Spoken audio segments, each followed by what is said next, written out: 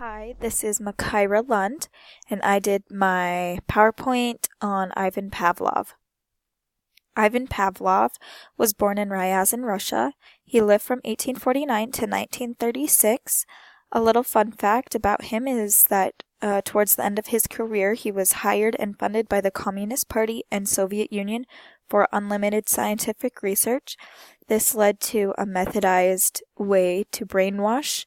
This happened because his lab where he was doing research with his dogs, his famous experiments, it flooded, and the dogs were left in freezing cold water up to their nose, and they were tired and hungry and just cut off from everyone, and this led to the dogs being basically a clean slate because they were pushed to their limits, and Ivan Pavlov was able to redo research with these dogs, and this led to other people coming up with other theories of brainwashing.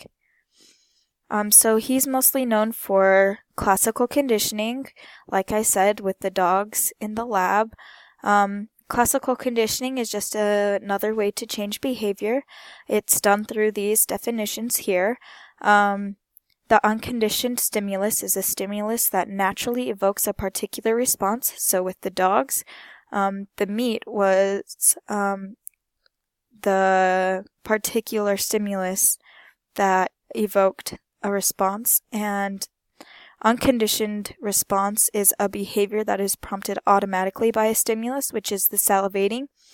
So the dogs salivated when they saw the meat. The neutral stimulus is a neutral stimuli that have no effect on a particular response, which is the bell. A conditioned stimulus is basically just the final result, and here's the definition: a previously neutral stimulus that evokes a particular response after having been paired with an unconditioned stimulus. So in the experiments with the dogs, it is the salivating after the bell is rung and there is no food or meat present. Some limitations is classical conditioning doesn't account for free will.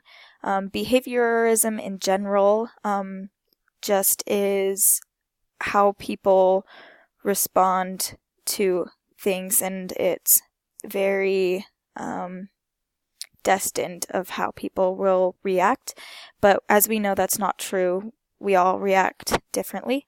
It's very generalizing for all humans. Like I said, we all react differently, so there is no predictive quality. And there are numerous variables that change the possible outcomes to classical conditioning. But some strengths, humans learn from their environment. This leads to the next point, that it's more nurture than nature, because we learn from our environment, and as nurturing is we grow and learn from our surroundings, but from our family members, from our friends, from our community, from our culture. Another strength is that it can be used to create change in daily lives. I heard a story once about a girl who did something similar to Pavlov's experiment with the bell. Whenever she had a happy thought, she would ring a bell. And over time, this association grew that when she rung the bell, she was happy. And so then once the association was formed, she was able to ring the bell when she was sad and be able to feel happy again. Another strength is that classical conditioning could treat phobias by conditioning yourself to not be scared anymore by associating it with the fear with something positive. Some classroom application. Classical conditioning isn't as applicable or as widely used as operant conditioning, but there still is a need for it. And when I say it isn't as applicable or as widely used, that just means that classical conditioning, you need the unconditioned stimulus, unconditioned response, the neutral stimulus, and all of that to create the response that you want. So it's still needed. There's still a need for it. Teachers in particular need to make sure that his or her classroom is a place of learning that is associated with positive emotions, because if it's not, like in this next example, when someone is bullied, then it becomes associated with negative emotions, and that person who is being bullied will associate the school with the fear and pain of being bullied.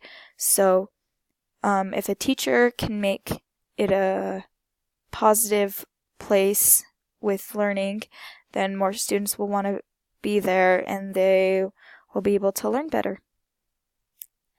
Here are my references, and thank you for listening.